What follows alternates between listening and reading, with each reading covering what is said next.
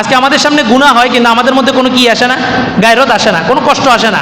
আমার সামনে আমার কোরআনকে অবমাননা করা হয়, কিন্তু আমার ইমানের মধ্যে কি আসে না, হিট আসে না। আল্লাহ তাআলা বলেন, এই 2 ঈদের রাত্রে যে ব্যক্তি জাগন থাকবে, ইবাদতের মধ্যে কাটাবে, যেই দিন সমস্ত আত্মা মইরা যাবে, যেই সমাজের সমস্ত আত্মাগুলো মইরা যাবে, ওই সমাজের ভিতরে ওই দিন ওই শ্রেণীর মানুষের আত্মাকে আল্লাহ তাআলা কি রাখবেন, তাজা রাখবেন। মুহাদ্দিসিনে কেরাম আরেকটা ব্যাখ্যা দিয়েছেন, হাসরের মাঠে যেদিন সমস্ত আত্মাগুলা ভীত সন্ত্রস্ত হইয়া ইয়ানাফসি ইয়ানাফসি বলতে থাকবে, আল্লাহ তাআলা সেদিন এই শ্রেণীর মানুষ যারা 2 ঈদের রাত্রে জায়গা আল্লাহর ইবাদত করছে, এই শ্রেণীর মানুষের আত্মার মধ্যে একটা প্রশান্তি দিবেন, তাদের মধ্যে কোনো ভয় থাকবে না। আজকে আমাদের সবাই দিলগুলা মরে গেছে। আজকে আমাদের বাংলাদেশের চট্টগ্রামের হাটহাজারির একটা জায়গায় গত 2 দিন আগে কোরআনকে কি করা হয়েছে, অবমাননা করা হয়েছে। এই এক টেন্ডেন্সি, এই অবস্থানটা, এই পরিস্থিতিটা আমরা বিগত আমলেও দেখছি। সরকারের পতন হয়েছে, এই সময় আইসা পর্যন্ত আমরা আবার দেখতেছি ইসলামের উপরে কি করা হইতেছে, আঘাত হানা হইতেছে, এবং প্রশাসন এই বিষয়ে একদম নীরব থাকে, শুরু থেকেই নীরব। যখন দেখে যে জনগণের সেন্টিমেন্ট গরম হয়ে গেছে, তখন প্রশাসন যায় আসামিকে কি করে, অ্যারেস্ট করে। অথচ এই কোরআনের অবমাননা যুগ যুগ ধরে চলে আসতেছে। কোরআনটা কার? কোরআনটা কার? এটার হেফাজত কে করবে? আল্লাহ করবে। কাদের মাধ্যমে করবে? আমাদের মাধ্যমে করবে। হাদিসের মধ্যে স্পষ্ট আছে, আল কোরআন হুজ্জাতুন লাকা ওয়া আলাইক। কোরআন হয়তো হাসরের মাঠে তোমার পক্ষে থাকবে অথবা তোমার বিপক্ষে থাকবে। এই কোরআন যদি কারো বিপক্ষে যায়, আল্লাহ তাআলা কোরআনকে এই পরিমাণ পাওয়ার দিবেন, কোরআন আল্লাহর সাথে বাকবিতণ্ডা করতে থাকবে। আল্লাহ বলবে এই বান্দার নামাজ আছে, কোরআন বলবে আমি মানি না। আল্লাহ বলবে এই বান্দার যাকাত আছে, হজ আছে, রোজা আছে, কোরআন বলবে আমি মানি না। এই বান্দা সমস্ত ইবাদত করছে কিন্তু আমার হক আদায় করে নাই। এই বান্দা সমস্ত ইবাদত করছে, যখন আমি লাঞ্ছিত হয়েছি, আমাকে যখন সমাজের মধ্যে লাঞ্ছনা দেওয়া হয়েছে, তখন এই বান্দা চুপ ছিল। আপনি তাকে জাহান্নামে দিতেই হবে। এই আল্লাহর সাথে ততক্ষণ পর্যন্ত তর্ক বিতর্ক করতে থাকবে যতক্ষণ পর্যন্ত আল্লাহ এই বান্দাকে জাহান্নামে না দিবে। পক্ষান্তরে হাদিসের শেষের অংশে রাসূল বলেন, কোরআন যদি কারো পক্ষে থাকে তো ওই বান্দার কোনো আমল নাও থাকতে পারে। আল্লাহ বলবেন, ফেরেশতারা বলবেন তার আমল নাই, নামাজ নাই, রোজা নাই, হজ নাই, যাকাত নাই। কোরআন বলবে আমি এত কিছু বুঝি না, সে আমার হক আদায় করছে।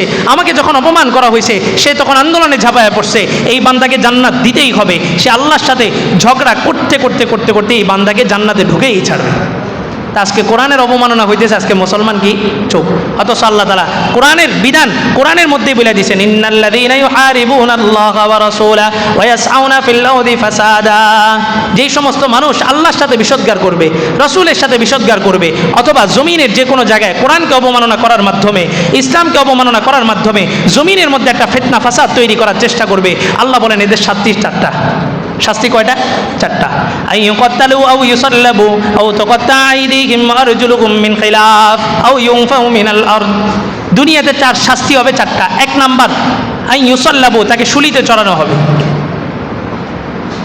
আইয়ুকাত্তালু আও ইউকাত্তালু, অথবা তাকে সবার সামনে শিরচ্ছেদ করে দেওয়া হবে। 1 নাম্বার শুলিতে চড়ানো হবে অথবা তাকে শিরচ্ছেদ করে দেওয়া হবে। 3 নাম্বার আও তুকাত্তা আইদিহিম ওয়া আরজুলুহুম মিন খিলাফ, তার বিপরীতমুখী অঙ্গ কেটে দেওয়া হবে। ডান হাত বাম পা, বাম হাত ডান পা, বিপরীতমুখী অঙ্গ কেটে দেওয়া হবে। এই 3টা যদি না দেওয়া হয়, আও ইউনফাউ মিনাল আরদ, তাকে জেলবন্দি করবে অথবা দেশ থেকে বিতাড়িত করে দিবে। আল্লাহ বলেন, যালিকা লাহুম খিজয়ুন ফিদ দুনিয়া ওয়া লাহুম ফিল আখিরাতি আযাবুন আযীম। এই শাস্তি, এটা সামান্য দুনিয়ার একটা শাস্তি, আর তার পরপারে তার জন্য যন্ত্রণাদায়ক বড় শাস্তি অপেক্ষা করতেছে। তাহলে কোরআন অবমাননা করলে এটা কি রাষ্ট্র শাস্তি দিবে, না কোরআনের অবমাননার শাস্তি কোরআন থেকেই গ্রহণ করতে হবে? কোথা থেকে গ্রহণ করতে হবে? কোরআন থেকেই গ্রহণ করতে হবে। এখন কোরআন থেকে গ্রহণ না করলে কি হবে?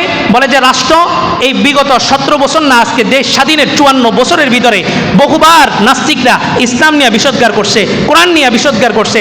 রাষ্ট্র তাদেরকে অ্যারেস্ট করার নাম দিয়া মূলত জেলখানার ভিতরে ঢুকায় জামাই আদর করছে, যার কারণে আজও পর্যন্ত সমাজের এই কোরআন অবমাননা বন্ধ হয়নি, ইসলামকে নিয়ে বিশোদ্গার করা বন্ধ হয়নি। আর যদি কোরআনের এই বিধানটা যদি একবার বাস্তবায়ন করা হয়, সমাজ থেকে কোরআন অবমাননা বন্ধ হয়ে যাবে। এজন্য আমরা সরকারকে উদাত্ত আহ্বান করব, বিগত আমলেও বিগত সরকাররা এই পন্থাটা বন্ধ করতে পারে নাই। আপনার কাছে উদাত্ত আহ্বান থাকবে যে আপনি এই কোরআনের এই 4টা বিধানের যে কোনো একটা বিধান বাস্তবায়ন করে দেখান।